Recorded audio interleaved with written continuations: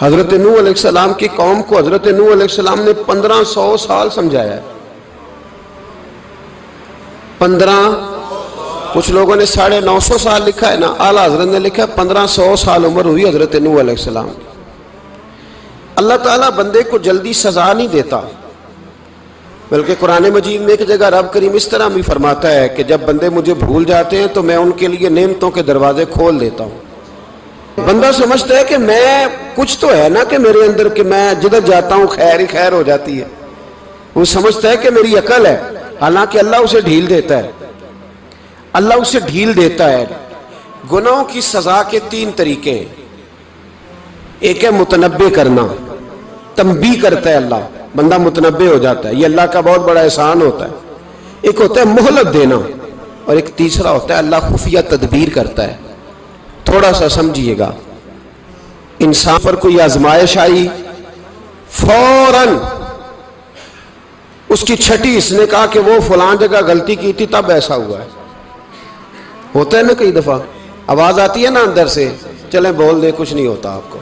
اللہ جانتا ہے یہاں کوئی کچھ نہیں کہے گا آپ کو، اور ہماری تو ویڈیو بھی نہیں گھومتی، یعنی خبر بھی نہیں ہو کہ کس نے ہاں کر دی کس نے نہ کر دی. آپ بغیر ٹینشن کے بات چیت کریں، آج کچھ نہیں ہوتا انشاءاللہ تعالی. آتی ہے اندر سے آواز. میں آپ سے اس لیے ان چیزوں کی تصدیق کراتا ہوں کہ باقیوں کو بھی آتی ہے کہ نہیں، اس لیے تصدیق. کبھی کوئی کسی جگہ انسان پریشان ہوتا ہے تو محسوس کرتا ہے کہ وہاں مجھ سے ہوتا ہے نا جی، جس کو یہ نصیب ہو جائے بڑا خوش نصیب آدمی ہے. حضرت مولا علی فرماتے ہیں اگر تجھے دنیا میں سزا مل گئی تو بچ گیا ہے، سمجھ پھر اللہ کرم کرے گا، آخرت میں سزا نہیں دے گا. اور یہ یاد رکھ لے، وما اصابکم من مصیبت فبما کسبت ایدیکم ویعفو عن کثیر. اللہ فرماتا ہے دنیا میں تجھے جو بھی تکلیف پہنچتی ہے وہ تیرے ہاتھوں کے کرتوتوں کی وجہ سے پہنچتی. ویعفو عن کثیر، فرمایا کثیر گناہ تو میں ویسے ہی معاف کر دیتا ہوں. یہ جو تیری زندگی میں دکھ ہے نا، یہ بھی میری قلیل سزائیں ہیں. یہ کثیر پر سزا، یہ قلیل ہے قلیل. یہ جو تمہاری زندگی میں تکلیفیں انسان کو سزا ملتی. حضرت فضیل بن عیاض رحمۃ اللہ تعالی علیہ گھوڑے پہ بیٹھے تھے، گھوڑا شرارت کرنے لگ گیا، اچھلنے لگ گیا، کودنے لگ گیا. تو حضرت فضیل بن عیاض نیچے اترے، ایک کونے میں جا کے نماز کی نیت باندھ لی، 2 رکعت نماز پڑھی، پھر دیر تک استغفار پڑھتے رہے، روتے رہے، دعا کرتے رہے. واپس آئے، خادم عرض کرنے لگے حضور سمجھ نہیں آئی، گھوڑے نے تھوڑی سی شرارت کی، وہ بدکا ہے، آپ نے اس کو چھوڑا ہے اور چھوڑ کر کے آپ نماز میں لگ گئے. تو حضرت فضیل بن عیاض فرمانے لگے جب بندہ اللہ کی نافرمانی کرتا ہے نا تو جو چیزیں اس کی فرما بردار ہوتی ہیں وہ اس کی نافرمانی کرنے لگ جاتی.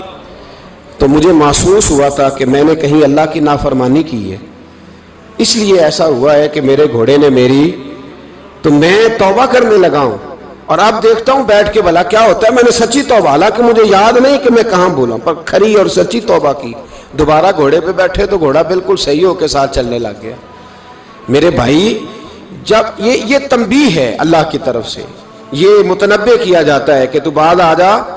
بہت ساری جگہوں پہ انسان کو وقتی طور پر اگر سزا مل جائے، نبی پاک علیہ السلام کی خدمت میں ایک صحابی آئے، بات مضبوط کر دوں، واقعہ سنایا ہے نا تو کچھ لوگ سمجھتے ہیں کہ یہ واقعہ ہے، تو میں ایک حدیث پاک امام بہقی کی لکھی ہوئی عرض کرتا ہوں. نبی پاک علیہ السلام کے ایک صحابی آئے اور ان کا سر پھٹا ہوا تھا، خون بہ رہا تھا. سرکار نے فرمایا کیا ہوا؟ عرض کی حضور ایک عورت جا رہی تھی، میری نظر پڑی، ابھی نظر پڑی ہے کہ میرے آگے ستون آ گیا تو میرے سر پہ لگ گیا. نبی پاک صلی اللہ علیہ وسلم نے فرمایا تیرے لیے خوشخبری ہے، اگر دنیا میں تیری غلطی کی تجھے سزا ملی ہے تو پھر رب تجھے قیامت میں سزا نہیں دے گا.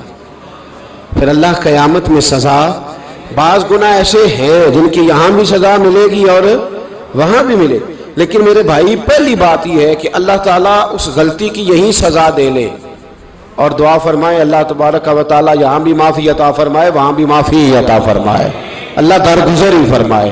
لیکن میرے بھائی ایک تو یہ سزا، ایک سزا یہ ہوتی ہے کہ انسان جب گناہ کرنے لگتا ہے تو اللہ نعمتوں کے دروازے کھولتا ہے، مہلت دیتا ہے. 500 سال تک فرعون کو مہلت دی. کتنے؟ یہاں جو 5 سال حکومت کر لیتا ہے وہ کہتا ہے سب سے قابل میں ہی ہوں، مجھے مہلت جو ملی ہوئی ہے، 500 سال مہلت دی اللہ تعالیٰ نے. اور فرعون کی قوم پر پتہ عذاب کس طرح کے آئے تھے؟ ٹڈیاں مسلط کر دی اللہ نے. یہ گھومتی نہیں چھوٹی سی، ہم اپنی زبان میں اس کو کچھ لوگ مختلف ناموں سے یاد کرتے ہیں، کوئی مکڑی کہتا ہے، کوئی کچھ کہتا ہے. مسلط کر دی، جاتی نہیں. ان پر بنی اسرائیل کے ان مقابل جو فرعون کی قوم تھی ان پر الزام اس طرح کا عذاب آیا کہ مینڈک مسلط کر دی اللہ تعالیٰ. برتن کھولتے تھے اندر مینڈک نکلتا تھا، دنیا کی ہر دوائی استعمال کرتے تھے لیکن مینڈک نکل آتا تھا. تھوڑا سا سمجھا کریں چیزوں کو. ہمارے رنگ نہیں زیادہ گورے کہ ہم پر عذاب نہیں آتا. کوئی بہت زیادہ اللہ تعالیٰ معاف فرمائے دولت نہیں جمع کرا بیٹھے شاہی خزانے میں کہ ہم سے پوچھا نہیں جائے گا. یہ مہلت ہے، مہلت کو مہلت سمجھو. پھر جب پکڑ آتی ہے نا اللہ کریم کی، میں نے دیکھا ہے کروڑوں روپیہ، 6 اولادیں. ایک شخص کے بچے باہر سے آ رہے تھے، وہ بندہ بیمار تھا. مجھے کہنے لگا حضرت جی دعا کریں میں ان کے آنے سے پہلے مر جاؤں ورنہ آ کے مجھے مار دیں گے. دعا کریں. اتنی بے سکونی، کروڑوں روپیہ پڑا ہے تو یہ عذاب نہیں؟ کوئی ضروری ہے کہ پتھر ہی برسیں گے تو سمجھ آئے گی؟ یہ جو سگا بیٹا بوڑھے باپ کے قریب سے گزر جاتا ہے سلام نہیں لیتا تو اس کو عذاب نہیں سمجھتے؟ یہ جو امت کی بیٹیاں، امت کی بچیاں، ہماری بچیاں ایک سال کے اندر 75,000 ہزار بچی ایک ڈویژن سے بھاگ کے شادی کر رہی ہے اور ایک صوبے سے. تو اس کو آپ اللہ کا عذاب نہیں سمجھتے؟ یہ معمولی بات ہے. نہیں ہمارے رنگ ہو رہے ہیں، ہم بڑے سمارٹ ہیں. 1500 سال مہلت دی نوح علیہ السلام کی قوم کو. کتنے سال؟ بول کے بتائیے، بول کے دوبارہ بولیے. 1500 سال. کوئی آدمی اپنی سمارٹنس پہ خوش نہ ہو جائے کہ 20 سال ہو گئے میں تو نافرمانی بھی کر رہا ہوں، روٹی بھی پک رہی ہے، میں تو حرام بھی کھا رہا ہوں، پھر بھی سب ٹھیک ہے. 1500 سال مہلت دی. پھر حضرت نوح کہنے لگے اللہ میں نے تو بڑا سمجھایا نہیں باز آتے. تو رب کریم نے فرمایا کشتی بناؤ. اللہ کے پیغمبر کشتی بنانے لگے تو قوم مذاق اڑانے لگ گئی. اب کیا کرنے لگے ہو؟ اب کشتی بنانے لگے ہو، خیر تو ہے، قوم مذاق اڑا رہی ہے. حضرت نوح علیہ السلام کا آپ نے کشتی بنائی، پانی کہاں سے نکلا؟ نہ بارشیں ہوئی نہ سیلاب آئے. ایک تندور تھا اس کے اندر سے پانی نکلنا شروع ہو گیا. کبھی تندور سے بھی پانی نکلا ہے، پر جب نکالنے والا چاہتا ہے تو وہاں سے بھی ایک تندور سے پانی نکلا. اتنا نکلا، اتنا نکلا، اتنا نکلا کہ قوم ساری ڈوب گئی. قرآن مجید کے صفحات شہادت دیں گے کہ حضرت نوح کی قوم کا بچہ بہ گیا. بچے صرف وہ تھے جو حضرت نوح کے ساتھ ہو گئے، تباہ ہو گئی. اللہ بے نیاز ہے، بے نیاز. 1500 سال مہلت ملے اور تو پھر بھی کہے رب بڑا کریم ہے معاف کر دے گا. 1500 سال تجھے گنجائش دے اور تو کہے کوئی نہیں، بات معافی ملنی چاہیے ابھی بھی.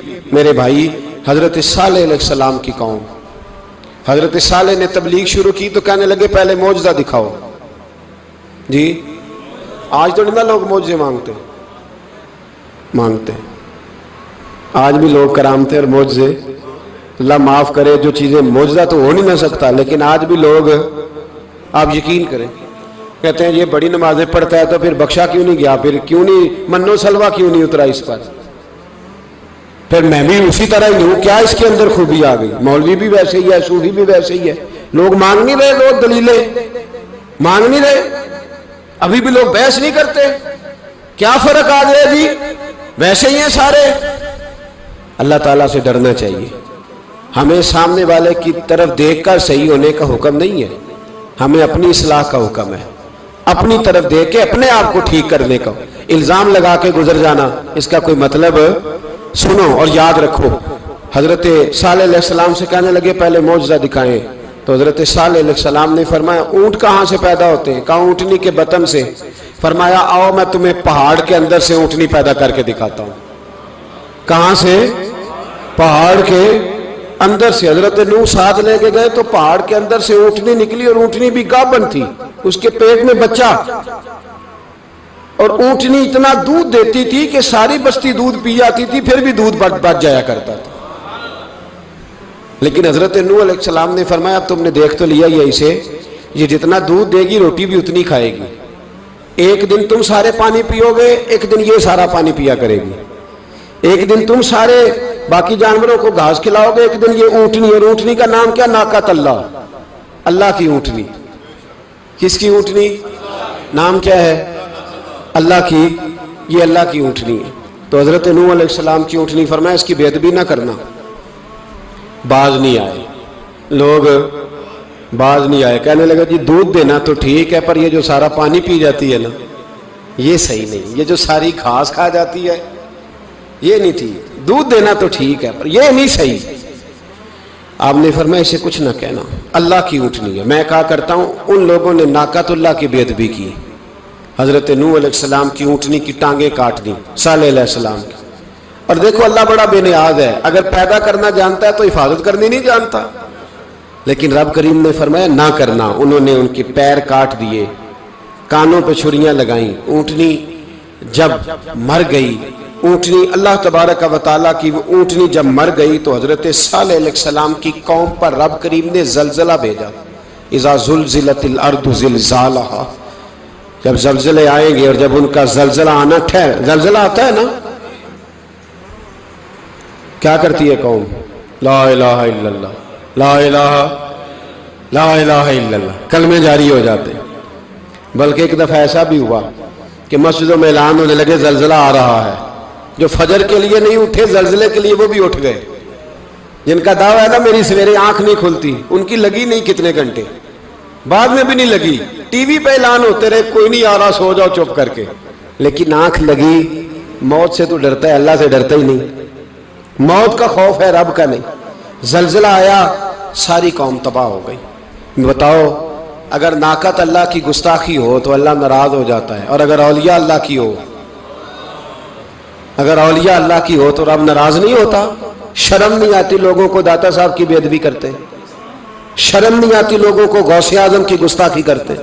حیا نہیں آتی جنہوں نے دین پھیلایا ان کی بے ادبی؟ میں درد سے کہتا ہوں، رو کے کہتا ہوں، اور اگر کلیجہ پھٹ سکے تو میں دکھاؤں زخم کتنے۔ ایک حج کے موقع پر ایک بابا جی، اس سال 4,80,000 روپے کا پرائیویٹ حج تھا، اور بابا جی کی کیفیت کمزور تھی، بیچارے بیمار تھے، اس کے باوجود وہ گئے۔ بوڑھے آدمی، جا کے بیٹھیے، بزرگ، اور کتنی مشکل ہے وہاں منا، مزدلفہ، عرفات، طواف زیارت، کتنا مشکل کام ہے طواف زیارت کرنا، طواف وداع کرنا۔ کس کٹھن سے حج کیا، بڑھاپے میں پیسے بھی لگائے، اور جب وہ روضہ رسول پہ گئے صلی اللہ، اور انہوں نے جا کے نبی پاک صلی اللہ علیہ وسلم کے روضے کی طرف منہ کر کے درود شریف پڑھا تو ایک ملا نے اٹھ کے کہہ دیا تو مشرک ہے۔ تو میری روح کانپی، میں نے کہا تجھے شرم نہیں آئی، حیا نہیں آئی؟ اس کی عمر دیکھ، کس بڑھاپے میں کہاں سے چلا، کہاں آیا۔ یہ مشرک ہوتا تو کسی مندر میں جاتا، یہ مشرک ہوتا تو کسی گرجے میں جاتا، یہ مشرک نہیں، یہ مومن ہے، اور یہ وہ والا مومن ہے جس کے سینے میں دل جب دھڑکتا ہے تو خالی دھڑکتا نہیں، ساتھ وہ محمد عربی پہ درود و سلام بھی پڑھتا ہے۔ شرم نہیں آتی لوگوں کو؟ اتنی بڑی گستاخی کرتے، جو روضہ رسول پہ آیا مشرک ہے۔ میں نے جو ایک مولوی کو صاف صاف کہا تھا، میں نے کہا اگر میں مشرک ہوں تو نکالو، مشرک کا داخلہ تو یہاں ویسے ہی منع ہے۔ شرم نہیں آتی؟ اپنی زبان کا ایک پاس کرو کچھ۔ اتنا ظلم، اتنی بڑی فرقہ واریت امت میں، اتنا امت کو تقسیم کرتے ہو، تمہیں شرم نہیں آتی؟ جہاں سے اتحاد کا پیغام دینا چاہیے وہاں سے تم لوگوں کو فرقے کا پیغام دیتے ہو، ایک مقصود فرقے کی تبلیغ کرتے ہو۔ خدا را، تو میں کہہ رہا ہوں ناقۃ اللہ کی بے ادبی پہ عذاب آتا ہے تو اولیاء اللہ کی بے ادبی پہ نہیں آتا؟ داتا صاحب ساری زندگی تبلیغ کرتے رہے، ایک آدمی نے اٹھ کے کہہ دیا جناب وہ تو شرک کا اڈا ہے، تو رب کریم ناراض نہیں ہوتا ان باتوں سے؟ ہمیں خیال کرنا چاہیے، اللہ سے ڈرنا چاہیے۔ ان چیزوں سے عذاب آتا ہے اور آ رہا ہے، اللہ تعالی ہمیں محفوظ فرمائے۔ اللہ ہمیں اس سے، قوم لوط پہ بھی عذاب آیا، ہم جنس پرستی، مرد مردوں سے بدکاری کرتے، حضرت نوح نے سمجھایا کہ یہ کام درست فطرت کے خلاف ہے، یہ کام درست نہیں۔ جب انسان یہ کام کرتا ہے تو زمین اور آسمان کانپتے ہیں۔ اب میں کیسے کھول کے بتاؤں، میرے پاس اعداد و شمار ہیں کہ پاکستان کے اندر اس کام کی کیفیت کیا ہے اور کس طرح کر کے لوگ، میں تو رونا روتا رہتا ہوں داڑھی کا۔ لوگ کئی دفعہ کہتے ہیں حضرت صاحب پہلے بھی آئے تھے تو داڑھی کی بات، پھر بھی آئے تو داڑھی کی بات، تو میں رونا روتا ہوں۔ اس لیے روتا ہوں کہ جو کلین شیو نوجوان ہوتا ہے وہ امرد کے حکم میں ہے، اس پر وہی حکم لگتا ہے جو عورت پہ لگتا ہے۔ اس کے ساتھ مرد کا اٹھنا بیٹھنا اسی طرح ناجائز ہے جس طرح عورت کے ساتھ۔ حضرت جنید بغدادی رحمت اللہ تعالیٰ علیہ کے سامنے ایک شخص نے کہا وہ کتنا خوبصورت نوجوان جا رہا ہے، تو آپ فرمانے لگے تو حافظ قرآن نہیں؟ کہا ہاں۔ فرمانے لگے جا اپنے حفظ کی خیر بنا۔ وہ شخص کہتا ہے میں نے اس بغیر داڑھی والے کلین شیو نوجوان کو بری نظر سے دیکھا، مجھے قرآن پاک ہی بھول گیا، سارا قرآن پاک بھول۔ اور کتنے سال میں دعائیں کرتا رہا، بیت اللہ کے طواف کرتا رہا، میں یاد بھی کرتا تو نہیں ہوتا۔ کیسے اب تو ہمارا نعت کہاں بیوٹی پارلر سے ہو کے آتا ہے، ہم کسی اور کو کیا پیغام دیں؟ وہ پیغام، وہ نظام، وہ طریقہ کار جس کا حکم تھا شریعت میں، قوم لوط پر عذاب آیا۔ صحیح بیٹھتے ہوں گے بچے جو موٹر سائیکلوں پہ بیٹھتے ہیں، میں نے گجرانوالہ کی سڑکوں پہ بچوں کو، نوجوانوں کو جو تماشے کرتے سر عام دیکھا ہے تو مجھے ڈر لگتا ہے، اور کوئی روکنے والا نہیں، شغل ہو رہا ہے، ہنس رہے ہیں، اور سامنے عورتیں بھی ہیں، سب ہو رہا ہے۔ کتنی تکلیف کی بات۔ حضرت نوح کی قوم یہ کام کرتی تھی، قرآن پاک نے بیان کیا ہے۔ حضرت نوح نے سمجھایا، فرمایا رب کریم نے تمہیں اپنی خواہش پوری کرنے کے لیے جائز طریقہ عطا فرمایا، عورتوں سے نکاح کرو، اور اس نکاح کی برکت سے جو اللہ تمہیں اولاد دے گا اس کو اللہ تبارک و تعالیٰ تمہارے لیے باعث بخشش بھی فرمائے گا۔ لیکن جب قوم نہ مانی تو جو قوم میں لوط کا عمل کرے اس کا علاج قرآن نے بیان فرمایا کہ آسمان سے پتھر برسیں گے، پھر پتھر برسے، اور جن کے بڑے بڑے اچھے دماغ تھے ان کے دماغ چکنا چور کر دیے گئے، تباہ کر دیے گئے، ان کے دماغ زمین پر بچھاڑ دیا گیا۔ اللہ مہلت دیتا ہے، لیکن اس کا مطلب یہ نہیں کہ انسان توبہ ہی نہ کرے۔ حضرت شعیب علیہ السلام کی قوم پر بھی عذاب آیا، اس لیے کہ بددیانتی کرتی تھی، ناپ تول میں کمی کرتی تھی۔ میں نے کہا تھا شب قدر کی رات کہ یہ کوئی تماشا ہے کہ شب رات آئی تو ساری رات روتے رہے، یا اللہ معاف کر دے، یا اللہ معاف کر دے، رو رو کے چیخے مار مار روئے۔ شب قدر آئی تو پھر چیخے ماری، ساری رات روئے۔ تو جس بندے کا پروگرام ہی نہیں سویرے بدلنے کا، دکان پہ بیٹھ کے پھر وہی ناپ تول میں کمی، پھر وہ اللہ تعالیٰ معاف کرے۔ میں ایک مضمون پڑھ رہا تھا تو وہ فوڈ کے اسپیشل لوگ تمہیں لکھا تھا مہربانی کرو ملاوٹ ہی اچھی چیز کی کر لو، مرچ میں کیری تو نہ ملاؤ اینٹوں کی، وہ تو بیمار کرتی ہے، وہ تو خون کی آنتوں کو روک دیتی ہے۔ وہ کہنے لگا، اور وہ کہتا ہے میں تمہیں بتاتا ہوں کون کون سی چیز ملائی جا سکتی ہے، وہ ملا لو۔ خدا را اس قوم پہ رحم کرو، مہربانی۔ ایک دوست ہے ہمارے، میں وزیر آباد میں ان کے گھر بیٹھا تھا تو ایک میڈیکل، میرا کسی شخص پہ اعتراض کرنے کا میں مجموعی بات کرتا ہوں۔ میں ایسے ڈاکٹروں کو جانتا ہوں جو اللہ تعالیٰ فضل کرے سچ مچ کے نیک ہیں، اچھے لوگ۔ تو بچے کا میڈیکل سٹور ہے، تو والد بیمار ہو گیا، تو کہتا ہے ابا جی ڈاکٹر صاحب نے کہا آپ کو ڈرپ لگنی ہے، تو سگے باپ کو ڈرپ لگانے لگا۔ تو باپ کیا کہتا ہے پتر تیری مہربانی، مینوں کوئی اصلی لائی، وہ نہ لائیں جڑی لوکاں نو لانا ہے۔ اب وہ پیار سے سنا رہا ہے بات۔ میں نے اسے کہا کہ یہ تو ڈوب مرنے کا مقام ہے نا، ڈوب مرنے کا مقام، کہ جس ملک کے اندر دوائی بھی صحیح نہ بکے، اصلی نہ ملے دوائی بھی، اور پھر وہ قوم کہے کہ ہم نے تو پورے روزے رکھے، ہم نے تو بڑا صدقہ اور خیرات کیا، دوائی بھی اصل نہ ملے۔ جناب شعیب علیہ السلام کی قوم ناپ تول میں کمی کرتی تھی، تو اللہ تبارک و تعالیٰ نے ان پر بتا عذاب کس طرح کا بھیجا، شدید گرمی ہوئی۔ اللہ ہمیں محفوظ فرمائے، سارے آمین کہہ دیا۔ دیکھیں کتنا اچھا موسم کر دیا رب کریم، اللہ ہمیں محفوظ فرمائے، اللہ رحمت فرمائے۔ شدید گرمی کی لہر آئی، باہر اتنی گرمی ہوئی کہ لوگ اپنے گھروں میں گھس گئے، جس طرح سورج کی شعاعیں گھروں کے اندر داخل ہو جاتی، اس طرح گرمی کی لہر اندر داخل ہوئی۔ اور جس طرح کسی کو آگ لگ جائے تو وہ آدمی اچھلتا کودتا ہے نا، اس طرح یہ لوگ اچھلنے لگے اور اچھل کود کے مر گئے۔ جرم کیا تھا؟ ناپ تول میں کمی کرتے۔ حضرت داؤد کی قوم بھی تباہ ہوئی۔ جرم کیا تھا؟ ہفتے والے دن مچھلیاں نہیں پکڑنی تو یہ پکڑتے تھے۔ حکم ہے نا مسلمان کو نماز کے ٹائم کوئی اور کام نہیں کرنا، نماز پڑھنی ہے۔ میرا خیال ہے مسلمان تو فٹافٹ آ جاتے ہیں، سارے ہی پہنچ جاتے ہیں نا مسجدوں میں۔ ہلکا ہلکا بول رہے ہیں آپ، کیوں نہیں پہنچتے؟ اگر حضرت سیدنا، اور پتہ انہیں سزا کیا ملی؟ اللہ نے فرمایا اس ٹائم عبادت کر، میرے کام نہیں کرنا، وقت نہیں ہے کام کا۔ انہوں نے مچھلیاں پکڑی، 12,000 لوگ تھے۔ پتہ ہے مالک نے سزا کیا دی؟ بندر بنا دیا اللہ کریم۔ قرآن مجید کا پہلا سپارہ پڑھے، فَجَعَلْنَاهَا نَكَالًا لِمَا بَيْنَ يَدَيْهَا وَمَا خَلْفَهَا۔ اللہ فرماتے ہیں پچھلوں کے لیے بھی عبرت بنا دیا، بعد والوں کے لیے بھی عبرت، نشان عبرت بنا دیا۔ بندر بن گئے، اور جو ان کے دوست جو بچ گئے تھے ان کے پیر چومتے تھے، روتے تھے۔ 3 دن بندر بن کے زندہ رہے، پھر اللہ نے سب کو اجتماعی موت